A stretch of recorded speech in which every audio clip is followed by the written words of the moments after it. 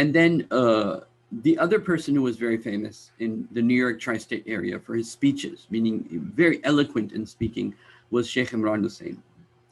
And as you know, even today, he's very eloquent in speaking. But if you go back to like our early days of the 1990s, he was more eloquent than he is today. Nowadays, you know, he's just also tired. He's like, I'm just giving it, right? So a lot of that eloquence has comparatively gone down. But I remember there was one speech, the ending speech of the Muqtadi camp that he gave, that like blew us all away, because he started his speech with a glass of water. And the last sentence of his speech was the last gulp of water he took. And then he put down the cup as if making a point, right? So he was very eloquent in how he conveyed his message. And even at that time, he had a lot of emphasis on spirituality. And I remember Dr. Rahmatullah saying that what Tanzim Islami was the name of the organization. What Tanzim Islami lacks in spirituality, inshallah, will be covered by the coming of Sheikh Imran Hosein. And, you know, he was given very, very hard tasks. Like, imagine you're a full scholar and being told by the person you gave bay'ah to, you cannot talk about Dajjal anymore, right?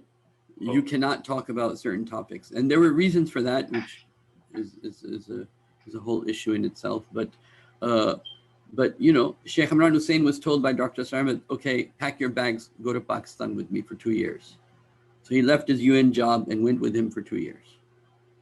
Right? That's the type of commitment and people don't know that the type of commitment, it takes a lot of commitment to talk about the same topic over and over and over again, not because, you know, that's all you know, but because you're so committed to seeing what other people don't see.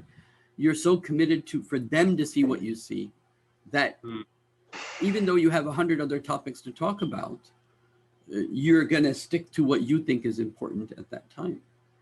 And that takes a lot of, because even like, I'll tell you about myself.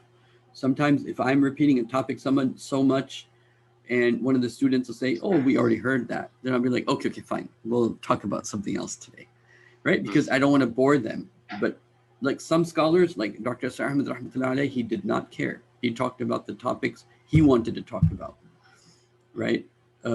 Sheikh Imran Hosein talks about the topics he wants, like he knows what he wants, right? And that's what he wants from the ummah. He's very clear and decisive in that.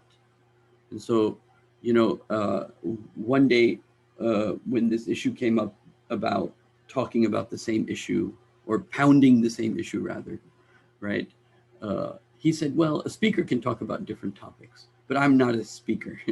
You know, I am a teacher. And the teacher has to teach what he has to teach. And so that's kind of like how they looked at it.